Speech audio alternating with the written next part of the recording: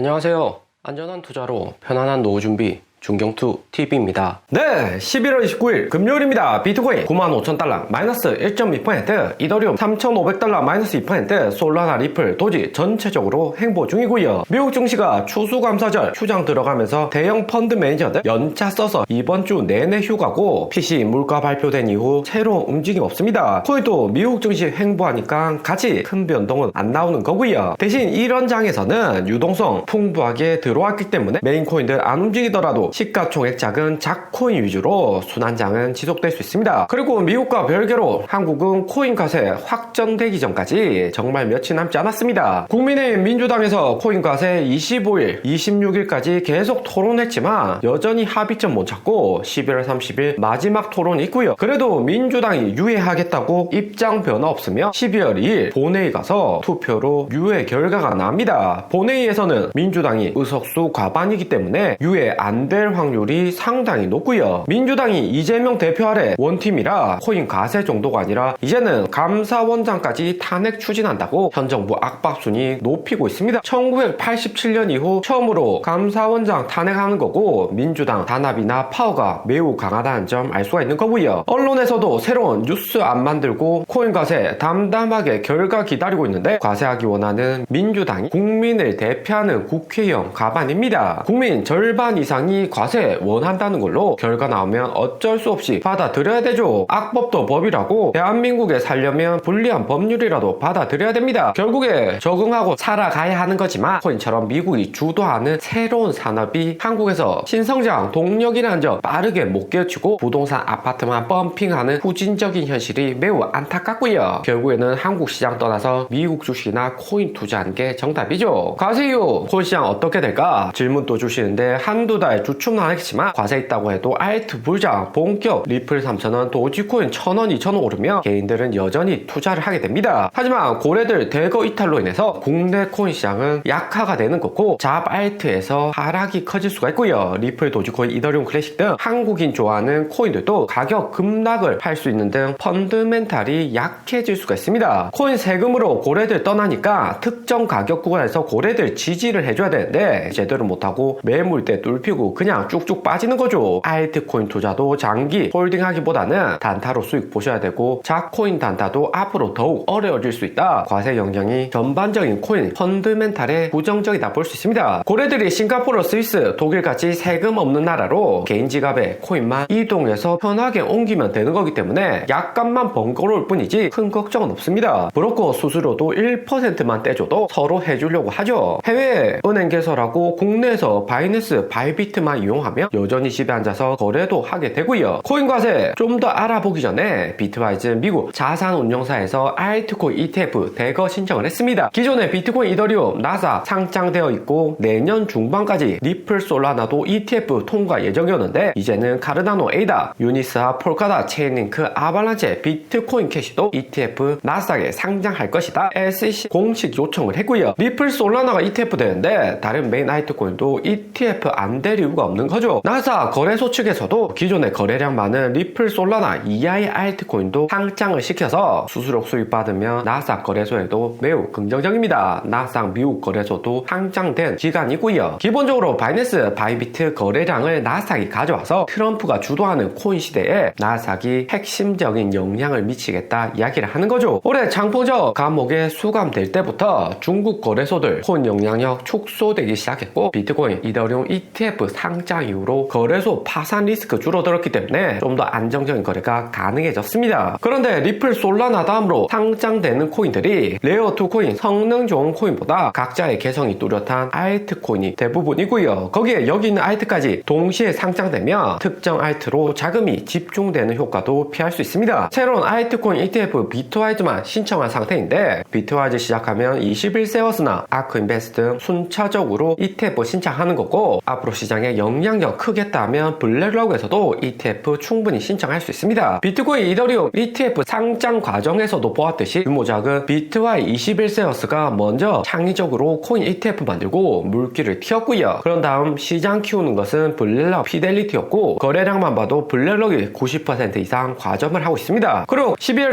2일까지 코인 과세 유예 결정 며칠 남지 않았는데 업비트, 빗썸, 국내 코인 세력들이 얼마나 민주당에게 로비하는지가 중요합니다. 100억, 1000억이 아니라 1조까지 투입을 한다고 해도 결코 손해가 아닌 거고 제대로 로비 못하고 고래들 다 빠져나가면 아무리 1등 한국거래소 업비트라고 해도 수수료 수익 감소하고 2년 뒤 새로운 대통령 온다고 해도 코인 과세 철폐는 불가능합니다. 때문에 업비트도 더 이상 자코인, 김치코인 만들어서 아무리 개미 털기 한다고 해도 이전만큼 수익을 못 가져가는 거고요. 거기에 내년 알트코인 불장 오면 21년보다 더 큰 상승, 거래량 들어올 수 있는데 세금으로 인해서 국내 시장 축소될 수밖에 없고 업비트, 빗썸의 수익을 바이낸스, 바이비트 해외 거래소로 다 뺏기게 되는 거죠. 이번에 민주당 제대로만 로비를 해놓으면 앞으로 2년 가세가 문제가 아니라 다음 대세까지 플러스 5년, 더 나아가 코인 세금 폐지까지 공약 나올 수 있습니다. 7년이 탄탄대로로 국내 코인 시장 큰 성장 기대할 수가 있죠. 제대로 로비 안 하면 코스피, 코스닥 꼴 나는 거고 더 크게 성장할 수 있는 갈림길이 12월 2일로 며칠 남지 않았습니다. 하루 전 이재명 대표 연내 상법 개정할 수 있다? 그러면 코스피 4,000도 간다고 이야기하는데 상법 개정이나 코인과세 금투세 폐지 이런 경제적인 분야를 민주당이 건드리는 것은 장기적으로 이재명 대표 다음 대선 준비하기 위해서 정치자금, 비자금, 세력 간의 균형과도 관련이 크고요. 이런 경제 분야를 들쑤셔버리면 중경투 말한 대로 코인 세력들 어쩔 수 없이 로비를 해야 되고 11월 30일, 12월 2일 카운트다운 며칠 남지 않았을 때 부르면 부르는 대로 정치자금 받아 챙길 수가 있습니다. 결국 이재명 대표 자리 유지하고 대선까지